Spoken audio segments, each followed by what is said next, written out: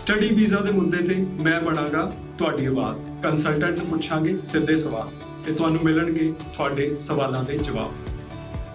ਸਤਿ ਸ਼੍ਰੀ ਅਕਾਲ ਦੋਸਤੋ, ਸਵਾਗਤ ਹੈ। ਅੱਜ ਦਾ ਸ਼ੋਅ ਬਹੁਤ ਖਾਸ ਹੈ ਉਹ ਸਟੂਡੈਂਟਸ ਵਾਸਤੇ ਜਿਹੜੇ ਯੂਕੇ ਜਾਣਾ ਚਾਹੁੰਦੇ ਨੇ। ਯੂਕੇ 'ਚ ਇੱਕ ਬਹੁਤ ਵਧੀਆ ਓਪਰਚੁਨਿਟੀ ਦੇਖਣ ਨੂੰ ਮਿਲ ਰਹੀ ਹੈ, ਉਹ ਹੈ ਜੌਬਸ ਦੇ ਮਾਮਲੇ ਦੇ ਵਿੱਚ। ਇੰਟਰਨੈਸ਼ਨਲੀ ਵੀ ਇਹ ਚੀਜ਼ ਹੁਣ ਕਲੀਅਰ ਹੁੰਦੀ ਜਾ ਰਹੀ ਹੈ ਕਿ ਯੂਕੇ ਵਿੱਚ ਜੌਬਸ ਬਹੁਤ ਨੇ ਪਰ ਜੌਬਸ ਕਰਨ ਵਾਲੇ ਨਹੀਂ ਮਿਲ ਰਹੇ। ਜੀ ਹਾਂ, ਤੁਸੀਂ ਬਿਲਕੁਲ ਠੀਕ ਸੁਣਿਆ ਕਿ ਯੂਕੇ ਦੇ ਪ੍ਰੈਜ਼ੈਂਟ ਹਾਲਾਤ ਇਹ ਨੇ ਕਿ ਨੌਕਰੀਆਂ ਜ਼ਿਆਦਾ ਨੇ ਤੇ ਨੌਕਰੀਆਂ ਕਰਨ ਵਾਲੇ ਨਹੀਂ ਮਿਲ ਰਹੇ। ਸੋ ਟਰੈਵਲਿੰਗ ਜਿਹੜੇ ਸਟੂਡੈਂਟ ਨੇ, ਸਟੱਡੀ ਵੀਜ਼ਾ ਵਾਲੇ ਸਟੂਡੈਂਟਸ ਨੇ, ਨੋ ਡਾਊਟ ਉਹਨਾਂ ਵਾਸਤੇ ਇਹ ਦੇਖਣ ਨੂੰ ਇੱਕ ਬਹੁਤ ਵੱਡੀ ਓਪਰਚੁਨਿਟੀ ਲੱਗ ਰਹੀ ਹੈ। ਬਾਕੀ ਡਿਟੇਲ 'ਚ ਅਸੀਂ ਆਪਣੇ ਐਕਸਪਰਟਸ ਤੋਂ ਜਾਣਨ ਦੀ ਕੋਸ਼ਿਸ਼ ਕਰਾਂਗੇ ਕਿ ਕਿੱਡੀ ਕੁ ਵੱਡੀ ਓਪਰਚੁਨਿਟੀ ਹੈ ਤੇ ਸਟੂਡੈਂਟਸ ਕਿਵੇਂ ਇਹਨੂੰ ਅਵੇਲ ਕਰ ਸਕਦੇ ਨੇ। ਸੋ ਅੱਜ ਐਜ਼ ਐਨ ਐਕਸਪਰਟ ਸਾਡੇ ਨਾਲ ਮੌਜੂਦ ਨੇ ਬ੍ਰੌਡਵੇ ਇਮੀਗ੍ਰੇਸ਼ਨ ਦੇ ਮੈਨੇਜਿੰਗ ਡਾਇਰੈਕਟਰ ਅਮਰਜੀਤ ਸਿੰਘ ਕੰਵਰ ਸਾਹਿਬ। ਸਵਾਗਤ। ਥੈਂਕ ਯੂ ਦੀਪਕ ਜੀ। ਪ੍ਰੋਗਰਾਮ ਦੇਖ ਰਹੇ ਸਾਰੇ ਦੋਸਤਾਂ ਨੂੰ ਸਤਿ ਸ਼੍ਰੀ ਅਕਾਲ। ਕੰਵਰ ਸਾਹਿਬ, ਪਹਿਲਾਂ ਤਾਂ ਸਟੂਡੈਂਟਸ ਨੂੰ ਹਾਲਾਤ ਬਾਰੇ ਦੱਸੋ ਕਿ ਨੌਕਰੀਆਂ ਜਿਹੜੀਆਂ ਨੇ ਉਹ ਜ਼ਿਆਦਾ ਨੇ ਤੇ ਨੌਕਰੀਆਂ ਕਰਨ ਵਾਲੇ ਘੱਟ ਨੇ, ਕੀ ਸਿਨਾਰੀਓ? ਦੇਖੋ, ਇਹ ਬੇਸਿਕਲੀ BBC ਨਿਊਜ਼ ਜਿਹੜਾ ਕਿ ਉੱਥੇ ਦਾ ਨੈਸ਼ਨਲ ਮੀਡੀਆ ਹੈਗਾ ਉਹਦੀ ਹੈਡਲਾਈਨ ਹੈ ਇਸ ਟਾਈਮ। ਔਰ ਹੈਡਲਾਈਨ ਕੁਝ ਇਸ ਤਰ੍ਹਾਂ ਹੈ ਕਿ ਜੌਬਸ ਜਿਹੜੀਆਂ ਨੇ ਉਹ ਵੱਧ ਰਹੀਆਂ ਨੇ ਪਰ ਜੌਬਸ ਦੇ ਉੱਤੇ ਕੰਮ ਕਰਨ ਵਾਲੇ ਲੋਕ ਕਿੱਥੇ ਗਏ ਨੇ, ਮਤਲਬ ਉਹ ਹੈ ਨਹੀਂ।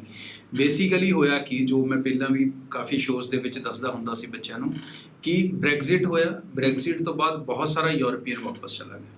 ਉਸ ਤੋਂ ਬਾਅਦ ਕੋਵਿਡ ਆਇਆ। ਬ੍ਰੈਗਜ਼ਿਟ ਵੀ ਥੋੜਾ ਜਿਹਾ ਇਨ ਬਰੀਫ ਸਮਝਾ ਦਿਓ, ਬਹੁਤ ਸਾਰੇ ਸਟੂਡੈਂਟ ਨੂੰ ਸ਼ਾਇਦ ਨਾ ਪਤਾ ਹੋਵੇ। ਬ੍ਰੈਗਜ਼ਿਟ ਬੇਸਿਕਲੀ ਕੀ ਸੀਗਾ ਕਿ ਪਹਿਲਾਂ ਯੂਰਪੀਅਨ ਜਿਹੜੇ ਲੋਕ ਸੀਗੇ ਉਹ ਯੂਕੇ ਦੇ ਵਿੱਚ ਬਿਨਾਂ ਕਿਸੇ ਵੀਜ਼ੇ ਤੋਂ ਕੰਮ ਕਰਨ ਆ ਸਕਦੇ ਹੁੰਦੇ ਸੀ।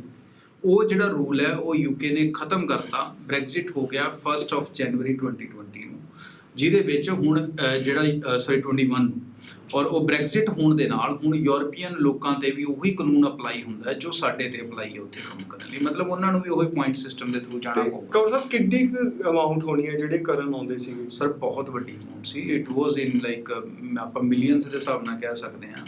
ਸੋ ਬਹੁਤ ਵੱਡੀ ਇੱਕ ਲੇਬਰ ਮਾਰਕੀਟ ਸੀਗੀ। ਉੱਥੋਂ ਛੋਟੀਆਂ ਕੰਟਰੀਆਂ, ਪੋਲੈਂਡ, ਚੈਕ ਰਿਪਬਲਿਕ, ਬਹੁਤ ਸਾਰੀਆਂ, ਚੈਕੋਸਲੋਵਾਕੀਆ, ਕਿੰਨੀਆਂ ਕੰਟਰੀਆਂ ਨੇ ਜਿਹੜੀਆਂ ਯੂਰਪ ਦੀਆਂ ਪੂਅਰ ਨੇ ਔਰ ਉੱਥੇ ਕੰਮ ਕਰਨ ਆਉਂਦੇ ਸੀ। ਉਹਨਾਂ ਨੂੰ ਕਿਸੇ ਵੀਜ਼ੇ ਦੀ ਲੋੜ ਨਹੀਂ ਸੀ ਹੁੰਦੀ। ਉਹਨਾਂ ਨੂੰ ਯੂਰਪੀਅਨ ਯੂਨੀਅਨ ਦੀ ਟ੍ਰੀਟੀ ਦੇ ਅੰਦਰ ਕਾਫੀ ਬੈਨੀਫਿਟ ਮਿਲਦੇ ਸੀ। ਉਹ ਹੁਣ ਕਿਉਂਕਿ ਯੂਕੇ ਨੇ ਉਹ ਚੀਜ਼ ਬੰਦ ਕਰ ਦਿੱਤੀ, ਉਹ ਟੋਟਲੀ ਬੈਨ ਹੋ ਗਏ ਔਰ ਉਹਨਾਂ ਤੇ ਉਹੀ ਰੂਲ ਲਾਗੂ ਹੋ ਗਏ ਜੋ ਸਾਡੇ ਤੇ ਹੋ ਗਏ। ਉਸ ਤੋਂ ਬਾਅਦ ਫਿਰ ਕੋਵਿਡ ਆ ਗਿਆ।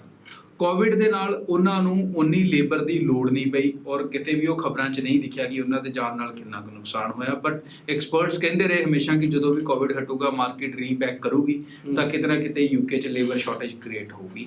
ਐਸੇ ਨੂੰ ਦੇਖਿਆ ਗਿਆ ਕਿ ਯੂਕੇ ਨੇ ਸਟੂਡੈਂਟ ਵੀਜ਼ਾ ਨੂੰ ਬਹੁਤ ਸਪੀਡ ਨਾਲ ਇਸ਼ੂ ਕੀਤਾ, ਬਹੁਤ ਜ਼ਿਆਦਾ ਵੀਜ਼ਾਸ ਦਿੱਤੇ, ਬਹੁਤ ਰਿਲੈਕਸਡ ਉਹਨਾਂ ਦੀ ਜਿਹੜੀ ਪਾਲਿਸੀ ਹੈ ਰਿਕਰੂਟਮੈਂਟ ਨੂੰ ਲੈ ਕੇ ਰਹੀ ਹੈ।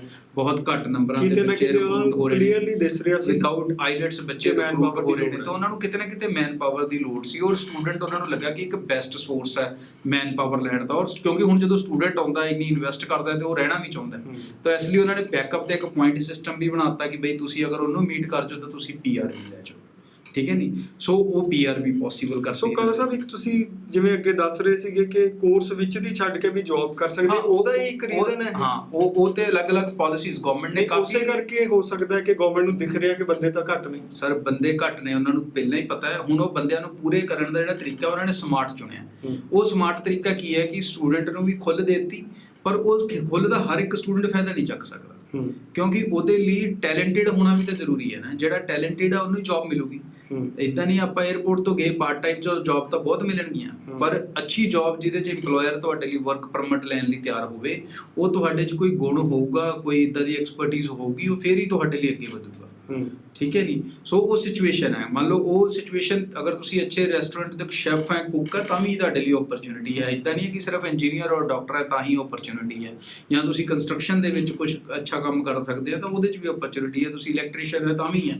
ਸੋ ਅਲੱਗ-ਅਲੱਗ ਟ੍ਰੇਡਸ, ਹਰ ਟ੍ਰੇਡ ਦੇ ਵਿੱਚ ਕੁਛ ਵਿੱਚ ਵੀ ਤੁਹਾਡੇ ਕੋਲ ਐਕਸਪਰਟੀਜ਼ ਹੈ ਲੇਬਰ ਨੂੰ ਛੱਡ ਕੇ, ਤਾਂ ਦੇयर ਇਜ਼ ਅ ਪੋਸੀਬਿਲਿਟੀ ਕਿ ਤੁਸੀਂ ਸਟੂਡੈਂਟ ਵੀਜ਼ਾ ਨੂੰ ਵਰਕ ਪਰਮਿਟ ਸਵਿਚ ਕਰ ਸਕਦੇ ਹੋ। ਹੁਣ ਯੂਕੇ ਨੂੰ ਉਹ ਲੇਬਰ ਦੀ ਜਿਹੜੀ ਸ਼ਾਰਟੇਜ ਹੈ ਜਿਹੜੀ ਇਸ ਟਾਈਮ ਹੁਣ ਕਲੀਅਰਲੀ ਦਿਖਣ ਲੱਗ ਗਈ। ਕਿਉਂਕਿ ਯੂਕੇ 'ਚ ਲਾਕਡਾਊਨ ਹੁਣ ਖਤਮ ਵਰਗਾ ਹੋ ਗਿਆ।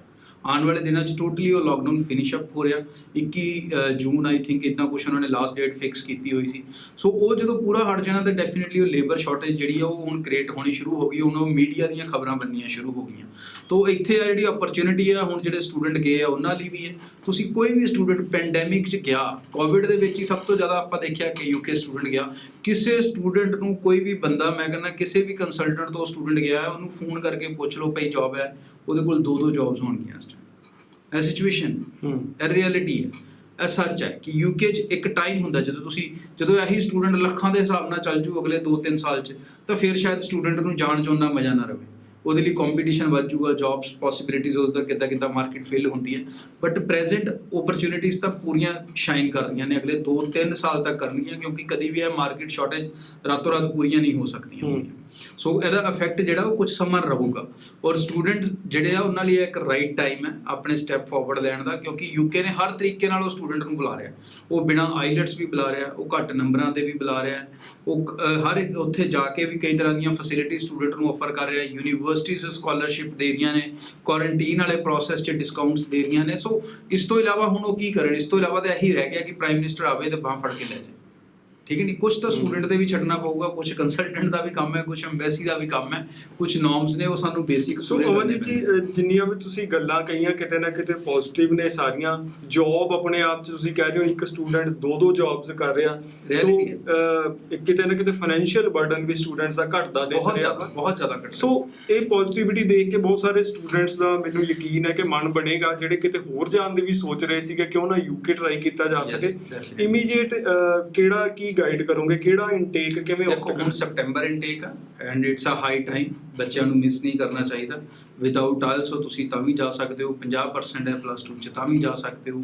ਸਪਾਊਸ ਨਾਲ ਜਾਣਾ ਚਾਹੁੰਦੇ ਹੋ, ਬੱਚੇ ਆ ਤੁਹਾਡੇ, ਮੈਰਿਡ ਹੋ ਤੁਸੀਂ, ਉਹਨਾਂ ਦੇ ਨਾਲ ਜਾਣਾ ਚਾਹੁੰਦੇ ਹੋ, ਤਾਂ ਸਾਰੀਆਂ ਪੋਸੀਬਿਲਿਟੀਜ਼ ਹੈ। ਆਈ ਥਿੰਕ ਇਹ ਜਿਹੜੀ ਅਪਰਚੁਨਿਟੀ ਹੈ ਆਪਣੇ ਕੋਲ ਜਿੰਨਾ ਚਿਰ ਵੀ ਰਹਿਣੀ ਹੈ ਉਹਦੇ 'ਚ ਸਭ ਤੋਂ ਜ਼ਿਆਦਾ ਫਾਇਦਾ ਜਿੰਨਾ ਹੋ ਸਕੇ ਲੈਣਾ ਚਾਹੀਦਾ। ਔਰ ਇਹਦਾ ਜਿਹੜਾ ਮੇਜਰ ਹੈ, ਕਿਉਂਕਿ ਸੈਪਟੈਂਬਰ ਇਨਟੇਕ ਹੈ, ਜੇ ਨਵੰਬਰ ਇਨਟੇਕ ਛੋਟਾ ਹੋਏਗਾ, ਜਨਵਰੀ ਛੋਟਾ ਹੋਏਗਾ, ਮਈ ਵੀ ਛੋਟਾ ਹੋਏਗਾ, ਯੂਨੀਵਰਸਿਟੀ ਜ਼ਿਆਦੀਆਂ ਨਹੀਂ ਹੋਣਗੀਆਂ, ਆਪਸ਼ਨ ਜ਼ਿਆਦੀਆਂ ਨਹੀਂ ਮਿਲਣਗੀਆਂ, ਕ੍ਰਾਈਟੇਰੀਆ ਰਿਕੁਆਇਰਮੈਂਟ ਵੀ ਫਿਰ ਉਸੇ ਹਿਸਾਬ ਨਾਲ ਉਹਦੇ 'ਚ ਫਲੈਕਸੀਬਿਲਿਟੀ ਘੱਟ ਜਾਂਦੀ ਹੈ। ਜੇ ਵੀਡੀਓ ਦੇ ਲਾਸਟ ਮੈਂ ਕਹੂੰਗਾ ਬਰੀਫਲੀ ਸਮਝਾ ਦਿਓ, ਜੇ ਕਿਸੇ ਨੇ ਜਾਣਾ ਹੋਵੇ ਸੈਪਟੈਂਬਰ ਇਨਟੇਕ 'ਚ ਤਾਂ ਕੀ ਪ੍ਰੋਸੈਸ ਰਹੂਗਾ, ਕਿੰਨੀ ਕੁ ਦੇਰ 'ਚ ਆਪਣਾ ਕਿਹੜਾ ਪ੍ਰੋਸੈਸ ਕੰਪਲੀਟ? ਦੇਖੋ ਆਈ ਥਿੰਕ ਜਿੰਨੀ ਜਲਦੀ ਬੱਚਾ ਪ੍ਰੋਸੈਸ ਨੂੰ ਸ਼ੁਰੂ ਕਰੂਗਾ, ਬਿਕੋਜ਼ ਯੂਨੀਵਰਸਿਟੀਜ਼ ਦਾ ਪ੍ਰੋਸੈਸ ਹੈ, ਸੋ ਰਾਤੋਂ ਰਾਤ ਆਫਰ ਲੈਟਰ ਨਹੀਂ ਆਉਂਦਾ, 2-4 ਦਿਨ ਲੱਗਦੇ। ਅਗਰ ਆਪਾਂ ਹਰ ਯੂਨੀਵਰਸਿਟੀ 'ਚ ਐਲੀਜੀਬਲ ਹਾਂ ਤਾਂ ਤੁਹਾਨੂੰ ਕਿਸੇ ਐਸੀ 'ਚ ਪਾ ਸਕਦੇ ਹਾਂ ਜਿੱਥੇ 3 ਦਿਨ 'ਚ ਵੀ ਆਫਰ ਲੈਟਰ ਆ ਸਕਦਾ ਹੈ।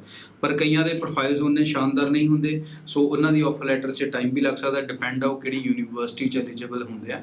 ਸੋ ਪ੍ਰੋਫਾਈਲਸ ਜਿਹੜਾ ਮਿਨੀਮਮ ਤੁਹਾਡੇ ਕੋਲ 60% ਇੰਗਲਿਸ਼ 'ਚ ਹੈਗੇ +2 ਔਰ 50% ਓਵਰਆਲ ਹੈ ਤਾਂ ਵੀ ਤੁਸੀਂ ਜਾ ਸਕਦੇ ਹੋ। ਗ੍ਰੈਜੂਏਸ਼ਨ 55% ਹੈ, ਇੰਗਲਿਸ਼ ਮੀਡੀਅਮ 'ਚ ਗ੍ਰੈਜੂਏਸ਼ਨ ਹੈ ਤਾਂ ਵੀ ਜਾ ਸਕਦੇ ਹੋ।